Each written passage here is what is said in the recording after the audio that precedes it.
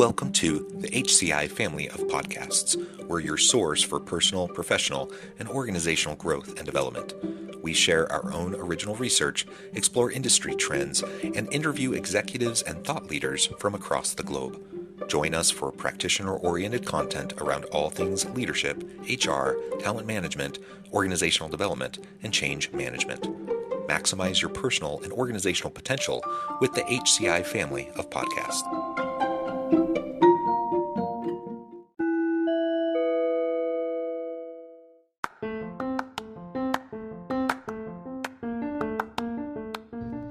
Welcome to the podcast. In this podcast episode, I talk with Cormac Russell about his book, The Connected Community, Discovering the Health, Wealth, and Power of Neighborhoods.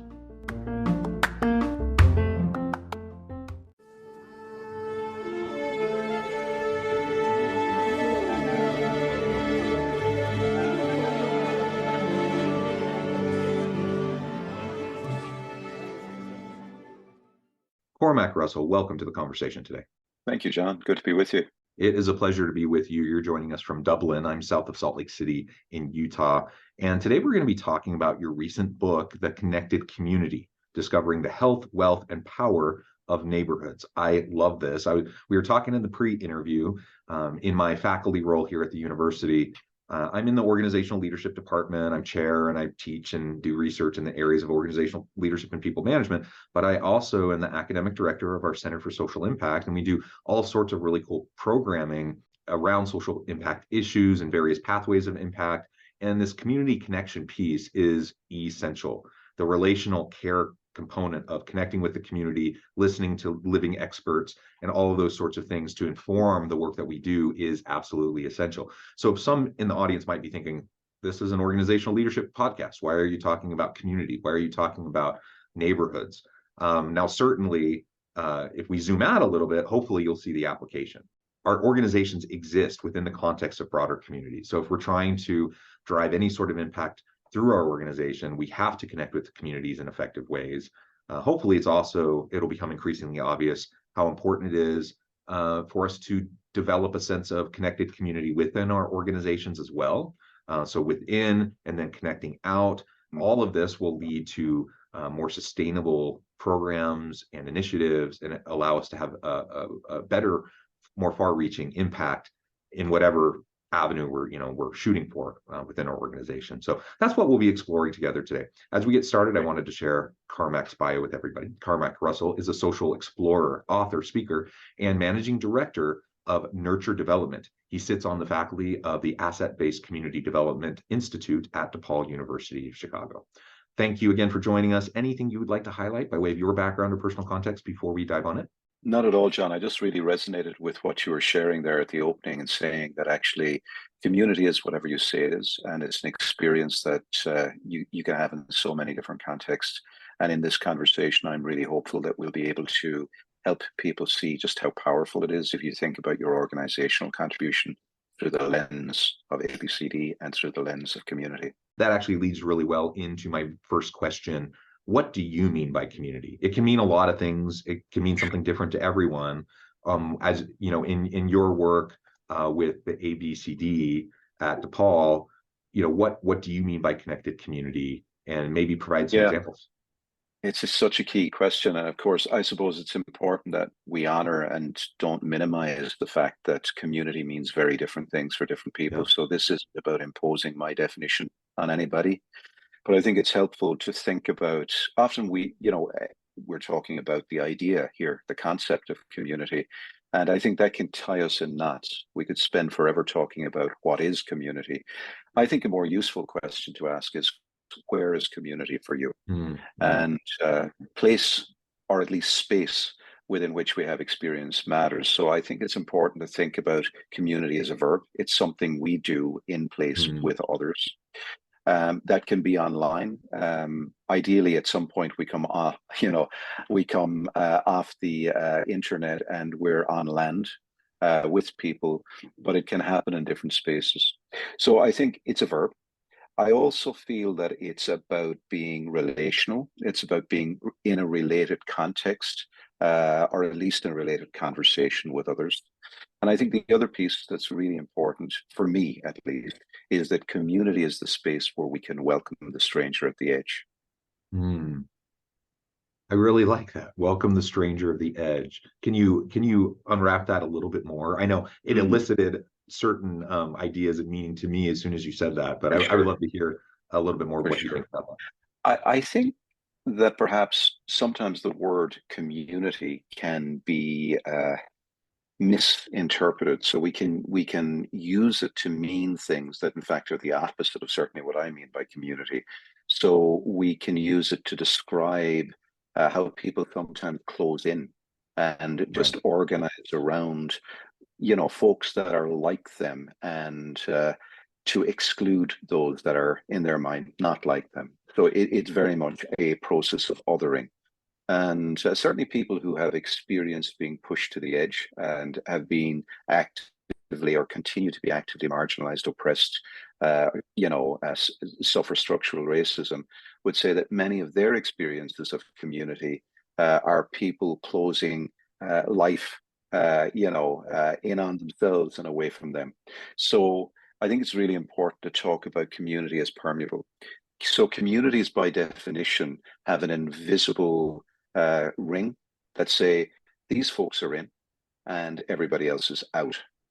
I think the other way of thinking about community is that, yes, we can certainly invite small gatherings and small relatedness, but we can also actively say there's an empty chair at the table and we welcome you in. And in fact, ideally, if you're dissenting, if you have a difference of opinion, if you think or act differently, we're particularly curious to welcome you.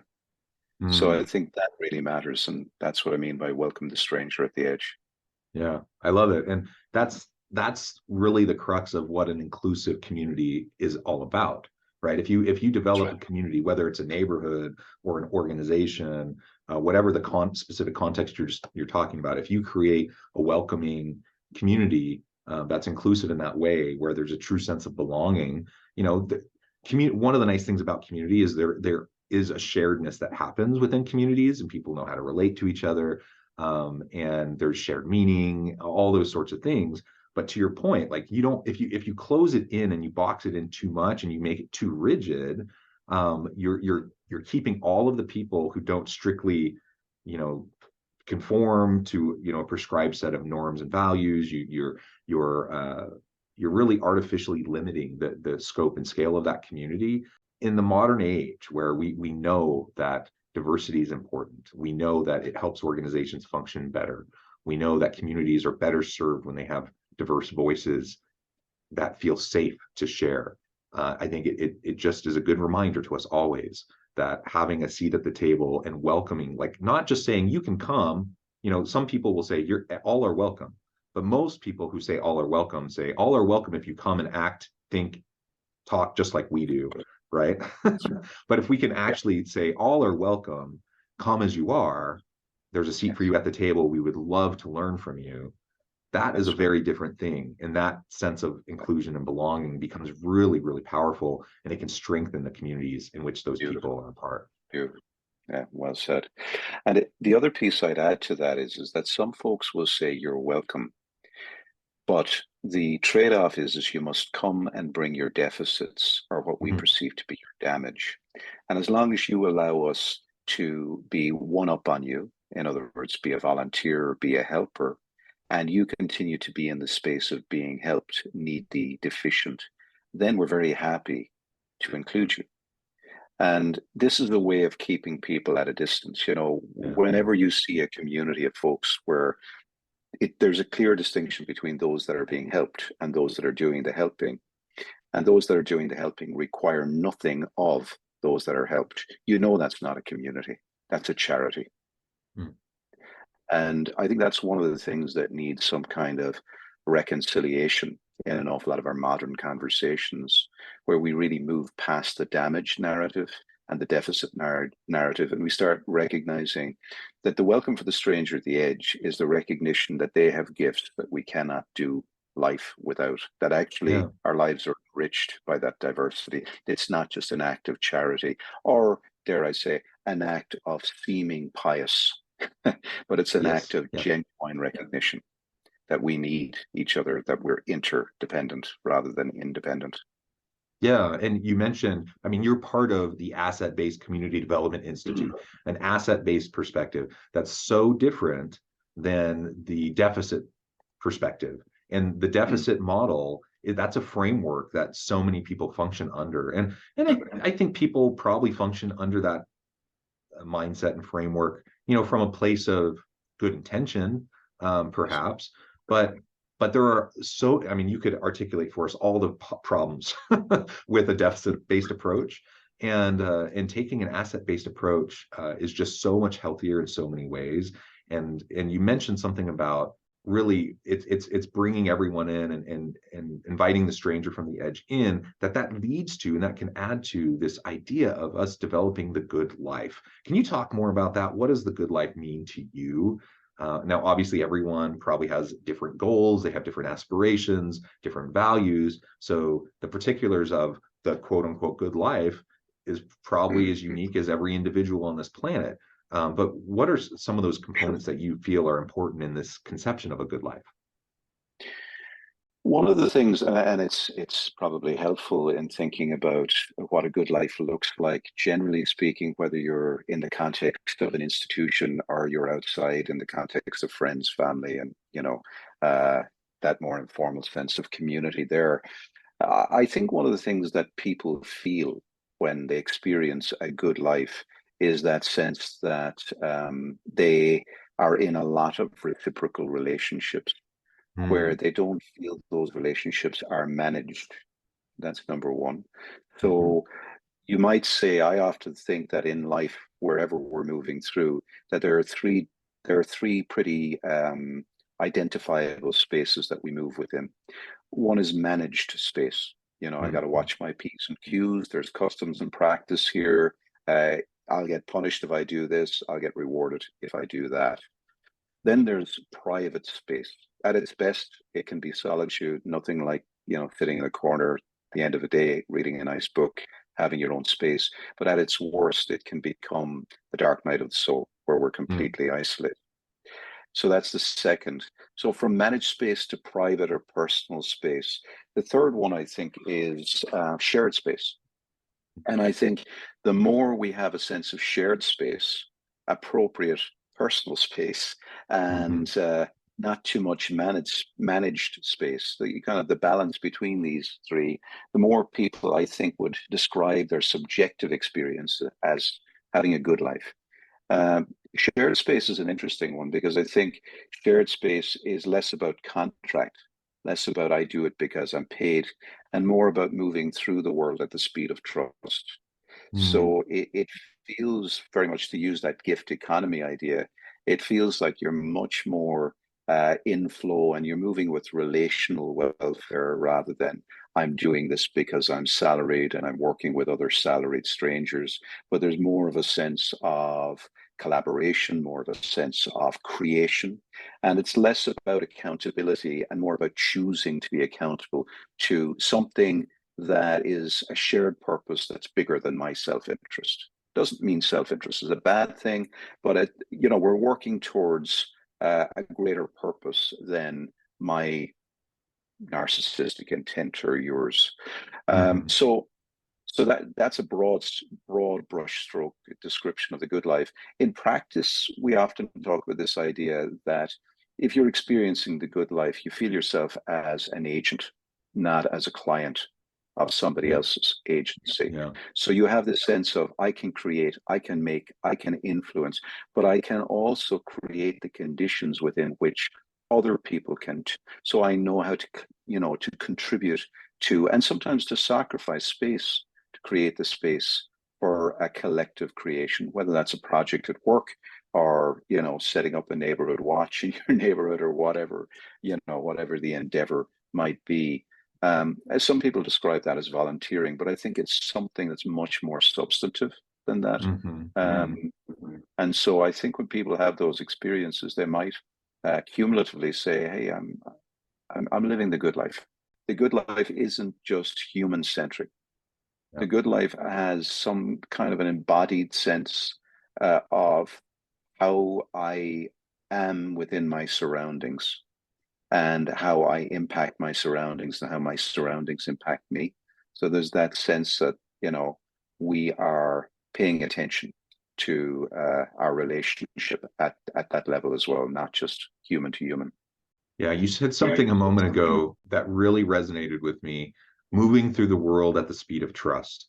But this idea of trust being so foundational to everything that we do in community building, everything, again, neighborhood community building, as well as organizational community building. You do not build community unless you have trust, unless you can develop that relational care amongst people within that community. Can you speak a little bit more to that idea of moving through the world at the speed of trust? I just love that idea. Yeah, I'm happy to, and I think it's important to think about scale in this sense that it's really interesting that past a certain scale, we have to take what would be the glue of trust, and we've got to replace it with something else like centralized bureaucracy or networks, where you have a centralized administrator or indeed an AI or a digital way of administering, because you're moving past the threshold where everybody feels that the only way this enterprise is going to work is if we all pitch in and contribute and we assume the best of each other. So we trust each other to essentially keep this enterprise together. So that idea that the trust is the glue. And past a certain scale, as I say, money becomes the glue. And some people say this to me. I do a lot of organizational development work as well, and very much would use the lens of community to hold up and say, hey, look at your organization through this and see what way you see the world. And a lot of people would say, hey, our organization, the glue of our organization is trust. So I think one of the ways to test that is stop paying staff. Stop paying staff for 2 weeks and see whether trust is sufficient. And I think you'll find it isn't. But we in my neighborhood and in friendship groups where we organize a soccer, game every Monday evening, that is the level and the scale at which I think you can manage to do all kinds of things. Now, interestingly, there is a sideshow or a behind the curtain show that goes on in every organization, even where money is exchanged. And that's where, in all kinds of senses, in goodwill and good faith, people are creating workarounds and they're doing things to watch out and care for each other.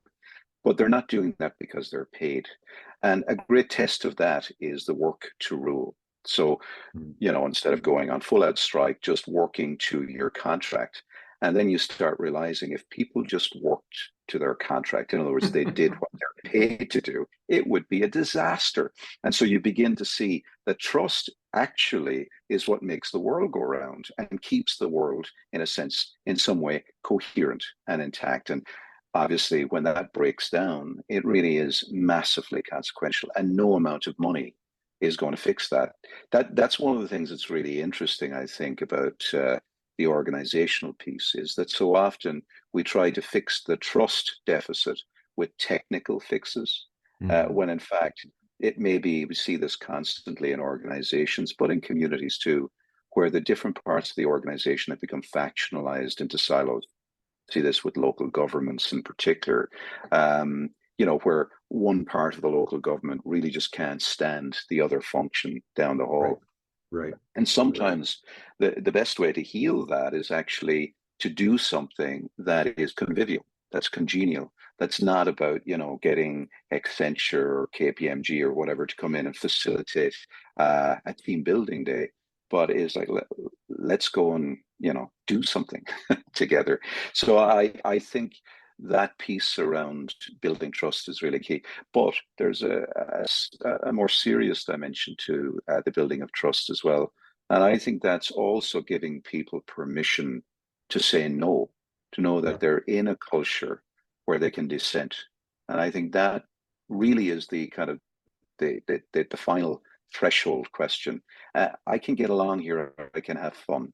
But if I need to, and if I have to say no, will my no be received and will it be heard? If the answer is no, then ultimately you're not passing the sniff test when it comes to trust. Yeah, you're describing in a situation where there's no psychological safety. Mhm. So people Right. have to feel safe to be able to dissent. And you also articulated very well, like there's interpersonal trust, there's also institutional trust. There's the mechanisms of institutions through policies, practices, and procedures that can either further develop, that institutional trust or erode it. and the interplay between those interpersonal and institutional trust factors, it can be complicated, and it's very, very important to consider. Now, I note the time. I'm going to have to let you go here in a few minutes. It's almost your weekend, and I know you have plans with your family. Maybe as we close, I just want to give you a chance to share with the audience maybe a couple practical tips that they can use as they go out to start creating more meaningful and connected community.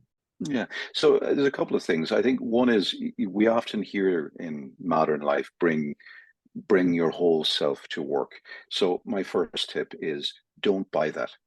You're Mhm. actually quite entitled to hold some stuff back for your family, for your friends, and for your community outside of work. And that's important if you ever get sick or if you ever retire or if you have a life outside of work. You actually, you need to fill your own cup in order to fill the cup of others. So that's a key piece. If you're moving through your neighborhood and your community, particularly outside of work, and you're finding that you're doing that almost like a tourist on a bus with the curtains closed, then maybe there's parts of the good life that you're not experiencing. So some of this, keep some gas in the tank for your own community, because in all kinds of ways, this is the second point, there are all kinds of invisible kickbacks or paybacks or rewards, or just experiences of joy that you can discover in your local community of place or of affinity that's really hard to discover within the limits of a managed space, like a contractual relationship in an institution. It's possible, I've said that already, but it's not always the same. So I think that's the second tip, is to recognize that part of the possibility here is to make visible what's often invisible. So the third piece is that modern life places a value on the marketplace, on what Yeah. you can produce to the marketplace and what you can consume from the marketplace. So my third tip really is to recognize we are not primarily consumers of the marketplace or producers in the marketplace, that actually life is much more expensive. And I think when we Mm. think about ourselves as citizens in local places, in biospheres, and in relation to our neighbors, as well as obviously in the workplace, then I think we open a scope of possibility out, which is incredibly exciting and very rewarding. Helps us get towards the good life, as we were talking about earlier on, John. Yeah, well said. Carmack, this has just been a real pleasure. As we wrap things up, I just want to give you a chance to share with the audience how they can connect with you, find out more about your work, where they can find your book, and then give us a final word on the topic for today. Great. So there's a couple of different things that folks can do to be in touch with us. The both of my books, Rekindling Democracy, The Professional's Guide to Working in Citizen Space, which may be of interest to people working in organizations. The Blue Book is available at the usual on the usual platforms, and the more recent book that we've been talking about today, The Connected Community, is really an orientation guide for how you can build community of affinity and place in your local neighborhood or indeed your local group. So I would say both of those are available. Do check them out, and they're pretty much good value for the investment. We also have a lot of stuff that's just free online, so you can look me up by name, Cormac Russell, or you can check out my social enterprise, which is nurturedevelopment.org. That's nurturedevelopment.org, and we can put some, further information in the notes. Also, more recently, we've started a podcast, myself and my co-host Sasha DeWolf, out at Mount Allison. And we're interviewing all kinds of really cool people from around the world who are living into the connected community. And we're on episode 3, so check that out as well. It's called the Connected Community Podcast. Wonderful. Carmack, thank you so much. I encourage the audience to reach out, get connected, find out more about what Carmack can do for you, check out the books. And as always, I hope everyone can stay healthy and safe, that you can find meaning and purpose at work each and every day. And I hope you all have a great week.